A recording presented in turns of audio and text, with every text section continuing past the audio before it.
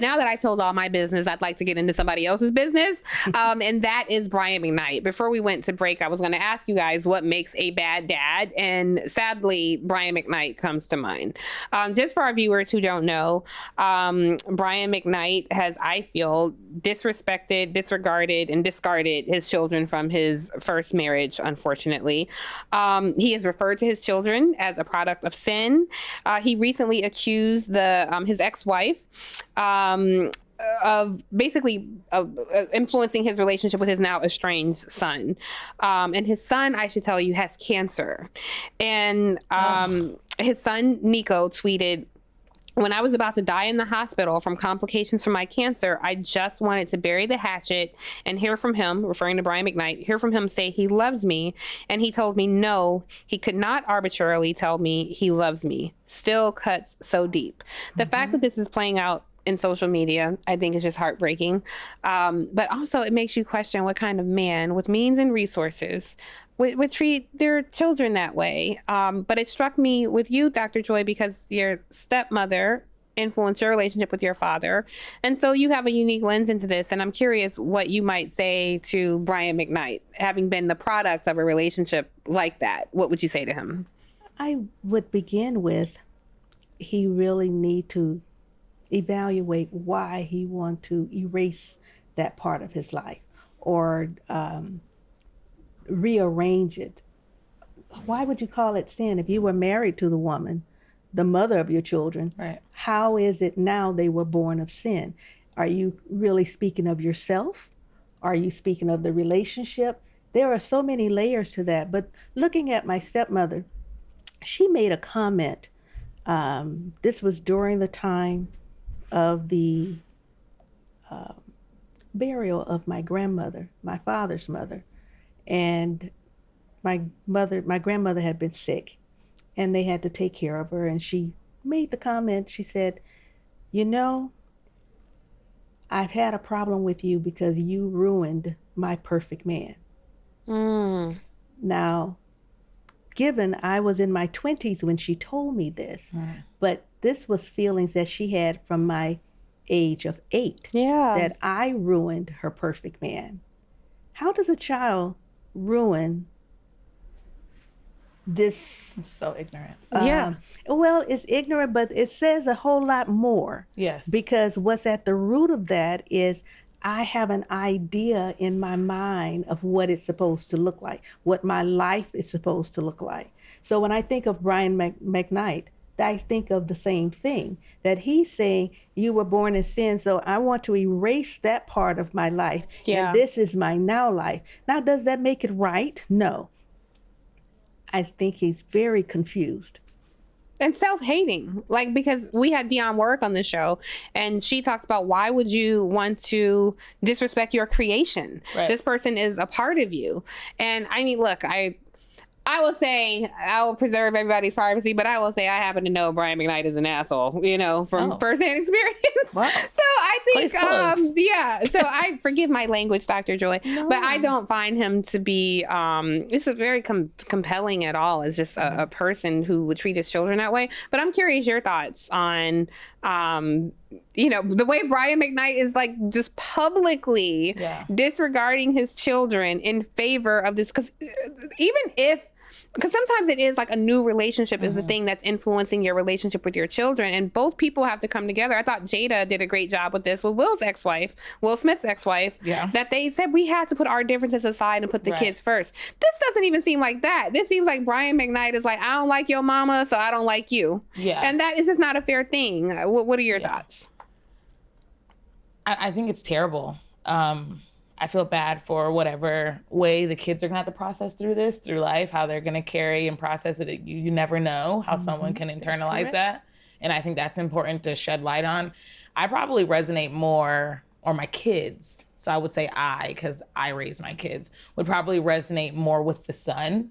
And that's hard. And I don't think I think it makes it worse that Brian Mcknight has a large platform, which means he has the way to reach the masses, whether it's good or bad. He's in the position of power. Right. But there are fathers that have no power, disregard their kids every day on a regular relationship. And I wonder, the kids are going to have to heal from this publicly, emotionally, at home. I just don't know. Well, I am struck how to fix that. Well, he is suggesting, and I do find this a bit striking, that it's like, oh no, but the mother rejected my help. Now, let's just take Brian Mcknight out of it. Okay.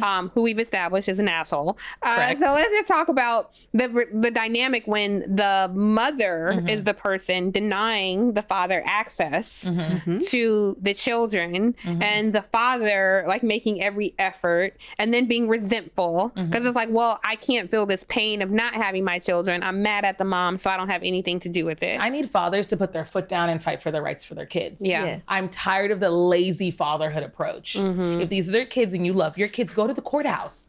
There's one in every county in the United States. If you love that kid and you want to see that kid, get your weekends. Yeah. I don't care if they call you a weekend dad. You only get Friday through Sunday. Make your imprint on that child's life if you want to. But just crying about how much you want to be a dad at home or just for the 50 followers you have on Instagram is not enough. Yes. It's not Thank you. enough. Yeah. If you are a good agree. father, the courts will give you rights to your kids. Yeah. But if you can't get off your ass and go down there and pay $25 to register for visitation for your kid, shame on you. Yeah. It has nothing to do with the mother, and it's nothing to do with the child. Sometimes fathers take that's an easy cut. Oh, it's the mother. It's the mother. No, honey, it's you. Yeah. Because there wouldn't be a day in hell that I wouldn't fight to see my kids. Yeah. I don't care how much money I'd have to pay on the line to go see my kids, and it's free.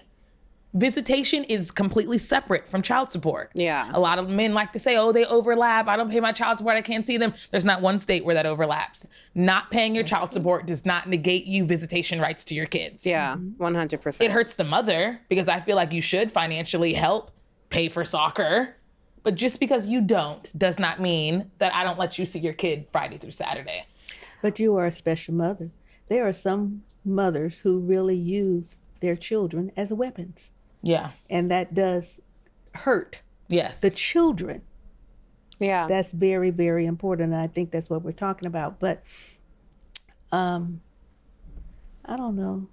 Well, I think what your point though is taken to put kids first. You know, your father had an obligation to you, regardless of what your stepmother was doing, to put you first. And I go ahead. And I agree with that. But I'm going to go way back just a little bit. And that is where you were talking about how you saw the dynamics of some of your characteristics, behaviors. Correct. Okay. What was he shown? Who is he? Right. For me, I have many characteristics of my father, even though I wasn't raised in the house with him. And it is conflict avoidance is one. And with that was also his role. So do I really hold him guilty?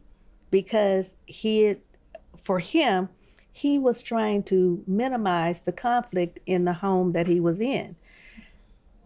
When it comes to adults, an adult is an adult and a child is a child. I want to have the parents to perform correctly or properly or the way that I want them to feel. But if the dynamics does not provide for that, what do I do? Do I leave my now home for the one?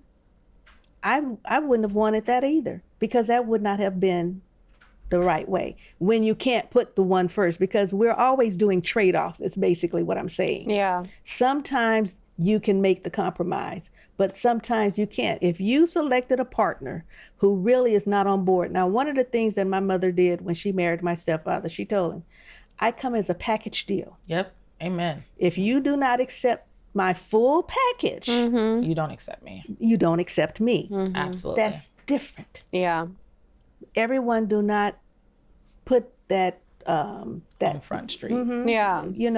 make that a part of the deal. Yeah. They do not propose that. Yeah. They go for, okay, I want you, you want me, we'll Yeah. get married, and then we'll work everything out on the back end. No, you need to actually have that on the front end. And but I think to just go a step deeper, our community, you know, like this is credo in the Black community. Yes. There is no child who is just somebody's child. A Black child is everybody's Everybody's child.